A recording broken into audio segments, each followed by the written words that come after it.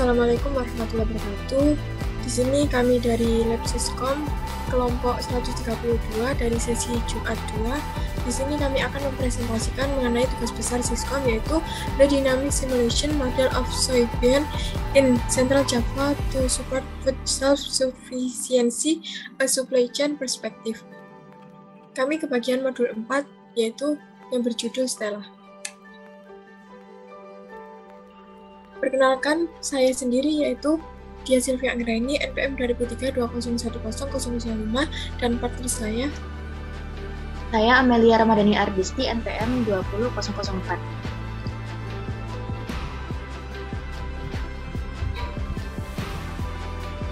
Nah, di sini saya akan menjelaskan mengenai latar belakang studi kasus. Swasembada pangan menjadi perhatian yang sangat penting di dunia. Masalah utama dalam mewujudkan swasembada pangan di Indonesia terkait dengan fakta bahwa peningkatan permintaan pangan tidak mampu diimbangi dengan produksi dalam negeri.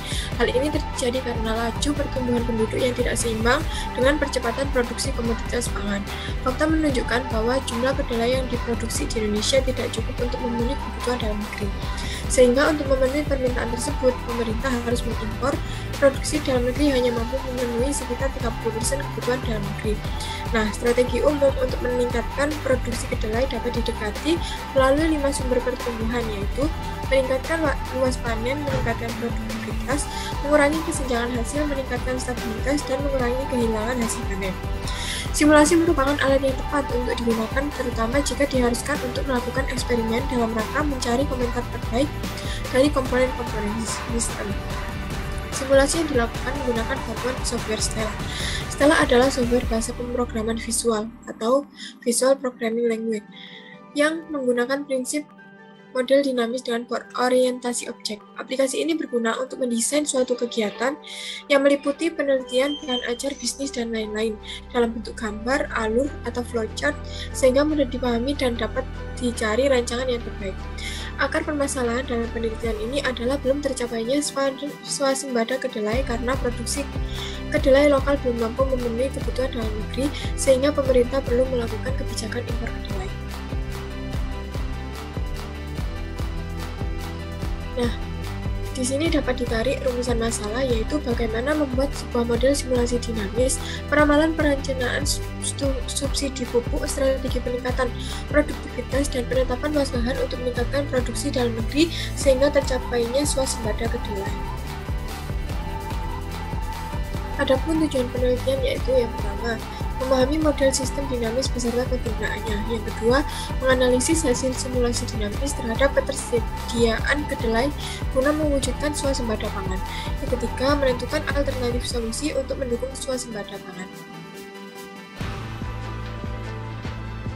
Adapun manfaat dari penelitian ini adalah yang pertama, sebagai bahan pertimbangan swasembada dalam upaya pemenuhan kedelai di Indonesia. Yang kedua, sebagai referensi bagi semua pihak yang ingin melakukan penelitian serupa secara aplikatif dan efektif. Yang ketiga, ada sebagai sumber dan masukan bagi penulis lain dalam melakukan penelitian mengenai peramalan kebutuhan dengan simulasi sistem dinamis. Adapun yang kedua yaitu tinjauan pustaka. Yang kedua yaitu tinjauan pustaka, simulasi. Simulasi adalah cara untuk menirukan sistem data yang ada dengan sistem yang lebih mudah untuk diamati daripada sistem aslinya. Dengan simulasi memungkinkan untuk dapat mengamati bagaimana perilaku sistem yang dimiliki.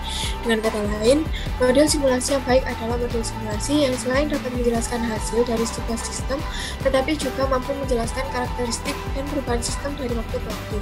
Semakin mampu model simulasi menirukan sistem nyata, maka semakin baik model tersebut. Yang kedua yaitu ada sistem dinamik. Sistem dinamik banyak digunakan sebagai metode untuk sistem prediksi dan pembuatan kebijakan baru terkait hasil prediksi. Sistem dinamik dapat menghasilkan prediksi yang lebih baik dalam tren jangka pendek, menengah, maupun jangka panjang daripada model statistik yang mengarahkan pada keputusan yang lebih baik. Sistem dinamik juga menyediakan sarana untuk mengidentifikasi variabel-variabel yang berpengaruh dalam sistem yang melibatkan dinamika yang kompleks. Pendekatan dinamika sistem diawali oleh pendefinisian masalah secara dinamis.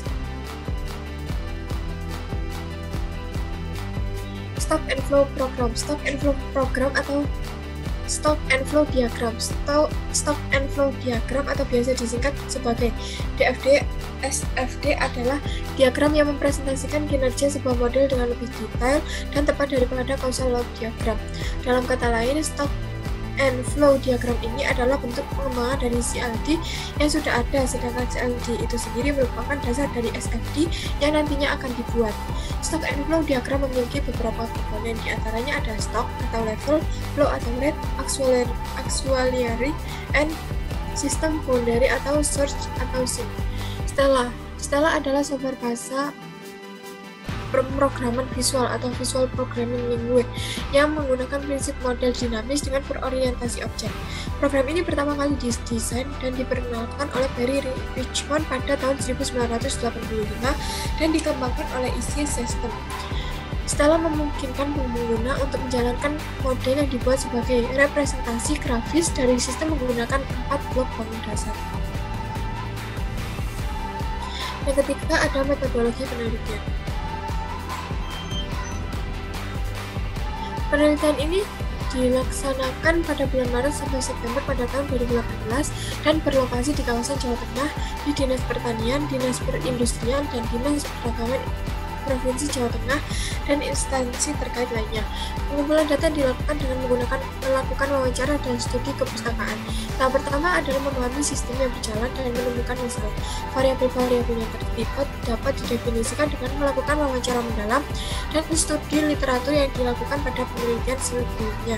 Pada studi kasus ini ada 18 data sekunder yang diinput dalam software Stella, yaitu Index Increasing of Line Productivity, Index Decreasing of Line Productivity, Index of Pest Attack, Line Extension Rate Average, Line Conversion Rate Average, Consumption per capita, birth rate, death rate, population, production, seed cost, pest cost, fertilizer cost, farm labor cost, land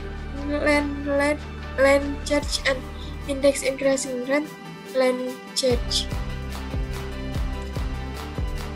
Nah, adapun flow chartnya yaitu dimulai, lalu dilakukan studi pustaka dan studi lapangan, dilanjutkan dengan perumusan masalah, lalu di sini dapat ditarik tujuan penelitian, lalu dilanjutkan dengan pengumpulan data tersebut, lalu dilakukan pengolahan data menggunakan software Stella. Apabila valid maka dilanjutkan, dan apabila tidak valid maka kembali ke pengumpulan data, lalu diamati atau dianalisis hasil dan pembahasan, lalu kesimpulan, lalu selesai.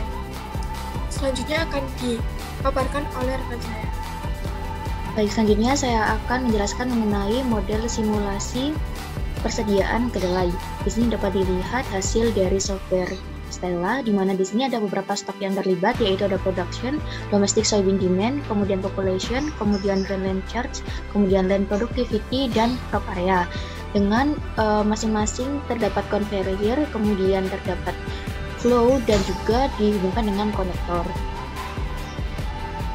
Baik, sebelum melanjutkan pada bab 4 hasil dan pembahasan, yang pertama adalah kita harus melakukan pembuatan model menggunakan software Stella. Yang pertama kita lakukan, kita harus membuka software Stella terlebih dahulu.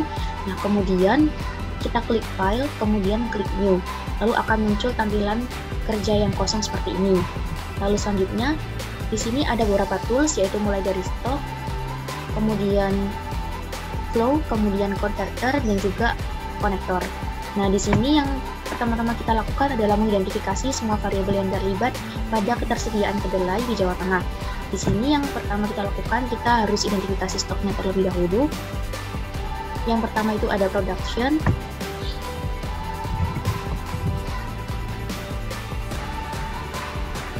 kemudian ada population,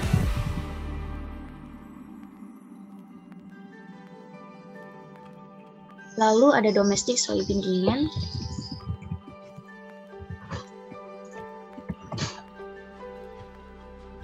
kemudian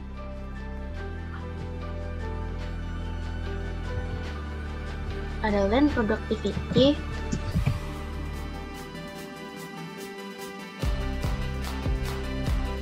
lalu ada crop area,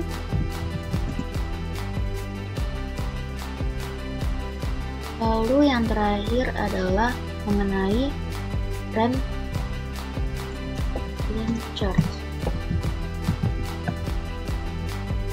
Nah, setelah itu baru kita bisa tambahkan conveyor flow dan juga converter yang mempengaruhi dari setiap flow dan juga stok.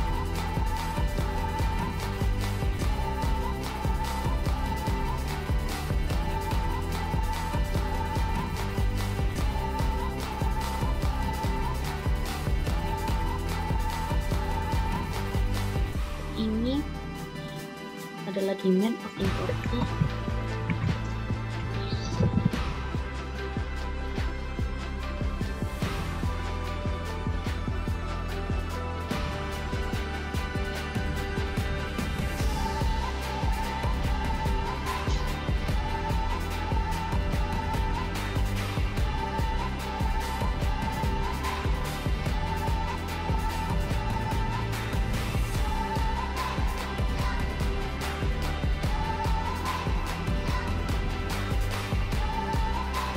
Lalu di sini ada indeks demand of import.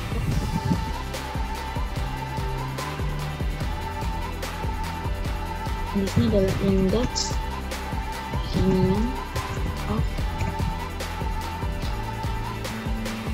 kemudian kita hubungkan menggunakan konektor.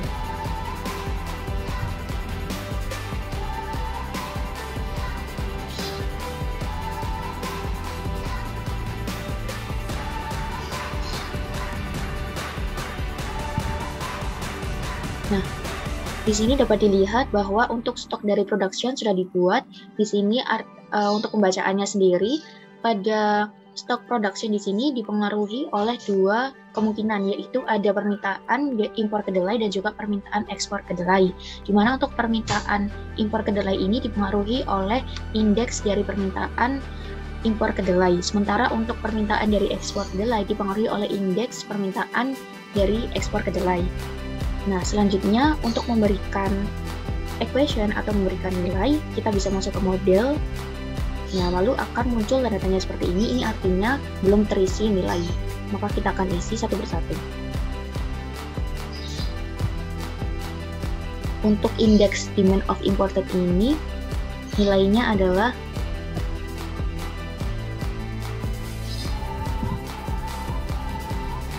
(0,2).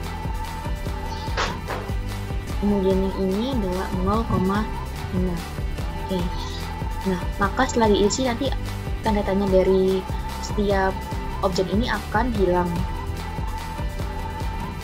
Begitu pula dengan seterusnya pada stok-stok yang lainnya, yaitu ada domestic soybean demand, population, dan sebagainya.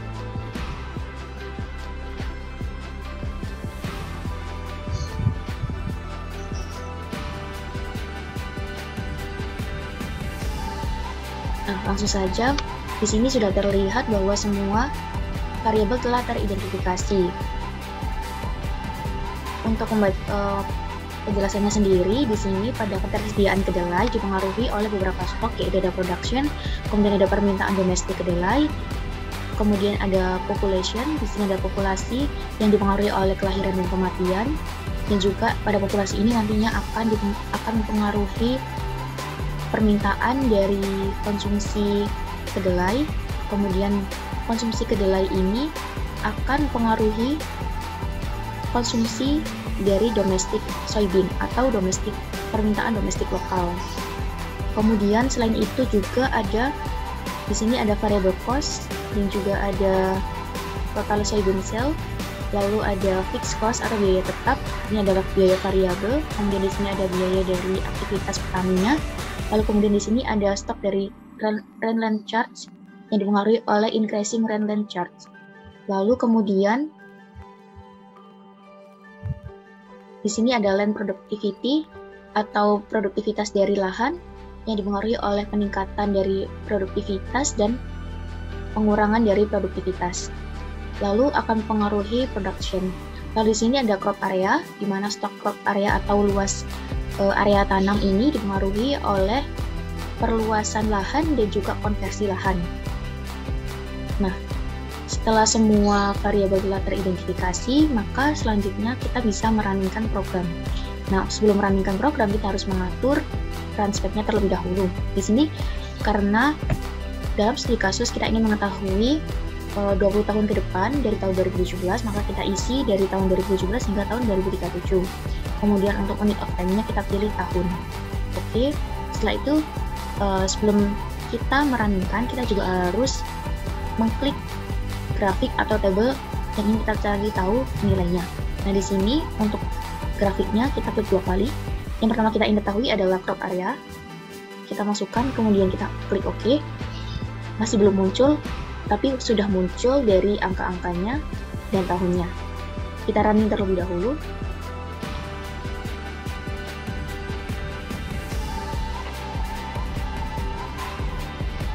Nah, maka akan terlihat hasil dari runningan pada tabel crop area. Pada grafik crop area, di sini dapat dilihat bahwa pada crop area atau area tanam ini semakin bertambahnya tahun dari tahun 2017 hingga tahun 2037 ternyata mengalami penurunan. Jadi area lahan ini akan terus mengalami penurunan yang signifikan. Lalu selanjutnya kita ingin mengetahui grafik mengenai hubungan antara domestic soybean demand, kemudian production, dan juga imported soybean. Kemudian, oke, lalu baru kita bisa runningkan. Nah, di sini dapat dilihat bahwa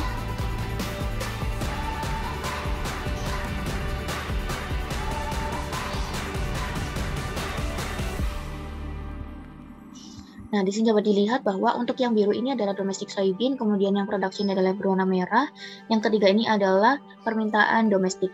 Nah, dapat dilihat bahwa ternyata permintaan dari domestik ini melebihi dari produksi yang ada, sehingga produksi ini masih belum mampu untuk memenuhi permintaan domestik. Sehingga konsekuensi dari kondisi seperti ini, maka akan muncul peningkatan dari impor kedelai, sehingga permintaan dari impor kedelai ini juga akan semakin meningkat per tahunnya. Seperti itu. Lalu kemudian kita ingin cari tahu mengenai hasil dari tabelnya, kita klik tabel, kemudian kita masukkan variabelnya. Yang pertama ada crop area. Oke. Nah, kita running dulu.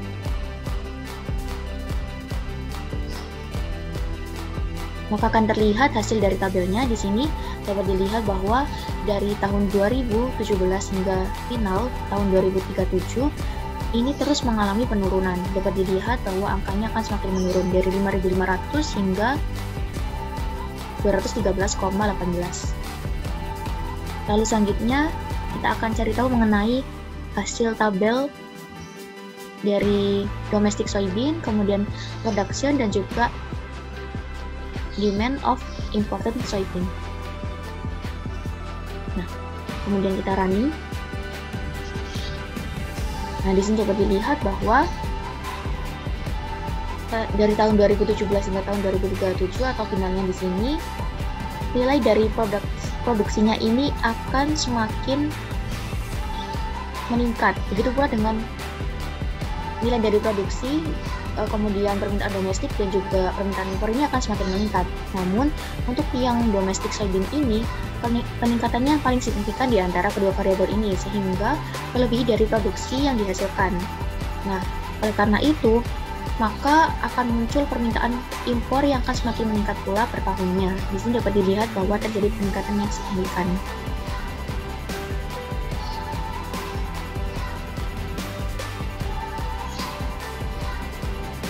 Lalu masuk pada bab 4, yaitu hasil dan pembahasan. Nah, yang pertama ada grafik mengenai crop area. Dari analisisnya sendiri, grafik di samping menunjukkan bahwa dari tahun 2017 sampai tahun 2037, kebutuhan akan luas area panen ini semakin mengalami penurunan yang signifikan. Hal ini disebabkan oleh permintaan yang tidak sebanding dengan serta konversi area lahan yang semakin meningkat setiap tahunnya, sehingga luas area panen semakin menurun. Kemudian yang kedua ada grafik mengenai land productivity, di mana grafik di samping ini menunjukkan bahwa dari tahun 2017 hingga tahun 2037, produktivitas akan produksi kedelai itu semakin mengalami peningkatan yang signifikan. Hal ini disebabkan oleh permintaan kedelai yang semakin meningkat per tahunnya.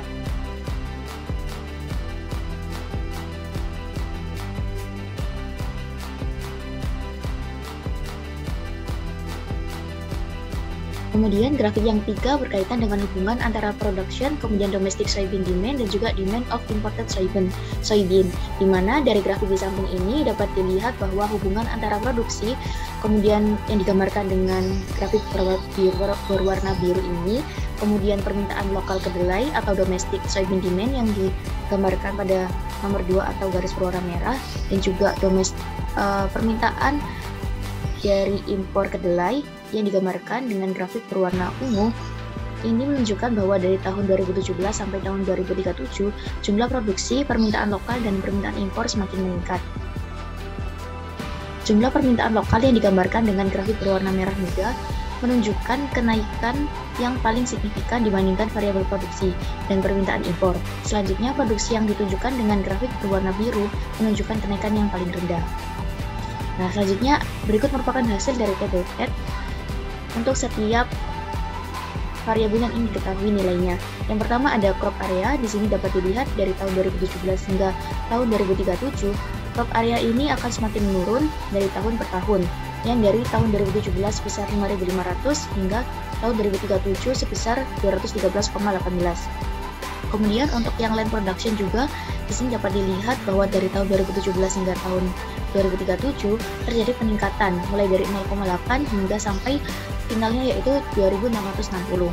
Lalu pada table pad yang ketiga di sini mengenai hubungan antara production, kemudian domestic soybean demand dan juga demand of imported soybean. Di sini dapat dilihat dari hasil finalnya didapat bahwa pada production ini nilai finalnya ini kurang dari permintaan lokal yang ada, sehingga production ini belum mampu memenuhi permintaan lokal dari kedelai. Dapat dilihat bahwa nilai dari domestic soybean demand ini sebesar 24 juta, sementara 24 miliar, sementara pada production ini hanya 20 miliar. Kemudian masuk pada analisa output. Dari output grafik yang diperoleh dapat disimpulkan bahwa produksi kedelai yang ada belum mampu memenuhi permintaan domestik. Hal ini ditunjukkan dengan permintaan domestik kedelai dari tahun 2017 hingga tahun 2037 yang terus mengalami peningkatan. Sementara itu dari hasil grafik produksi menunjukkan peningkatan yang kurang signifikan jika dibandingkan dengan permintaan kedelai. Sehingga untuk mencukupi kebutuhan domestik, permintaan akan impor kedelai semakin meningkat per tahunnya. Dari output table pad yang diperoleh dapat disimpulkan bahwa luas area panen mengalami penurunan per tahunnya. Hal ini disebabkan oleh permintaan yang tidak sebanding serta konversi area lahan yang semakin meningkat setiap tahunnya, sehingga luas area panen semakin menurun. Sementara itu, produktivitas akan produksi kedelai semakin meningkat per tahunnya. Hal ini ditunjukkan dengan nilai final value sebesar 2.660. Produktivitas yang meningkat disebabkan karena adanya peningkatan domestik kedelai yang signifikan. Hal ini ditunjukkan dengan nilai final value sebesar 24 miliar.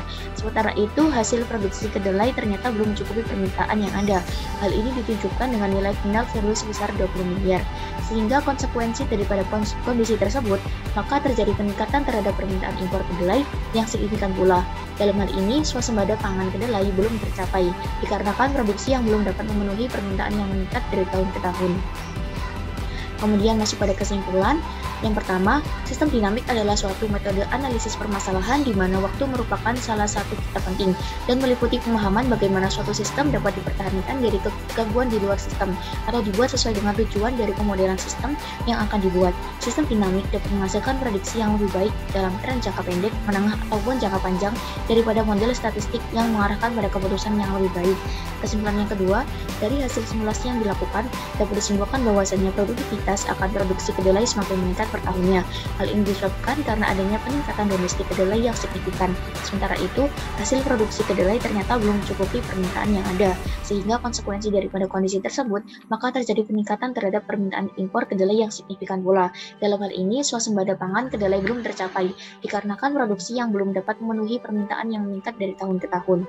Lalu kesimpulan yang ketiga, agar dapat mencapai swasembada pangan yang diharapkan, solusi alternatif yang dapat diberikan adalah salah satunya dengan melibatkan campur tangan pemerintah untuk menetapkan kebijakan mengenai peningkatan produktivitas yang dapat dicapai dengan memberlakukan subsidi benih dan investasi infrastruktur pertanian. Selain itu, perlu dilakukan perluasan lahan area tanam agar produksi panen semakin meningkat seiring dengan produktivitas panen yang semakin meningkat pula. Sekian presentasi dari kelompok kami. Apabila ada kesalahan, mohon dimaafkan. Wassalamualaikum warahmatullahi wabarakatuh.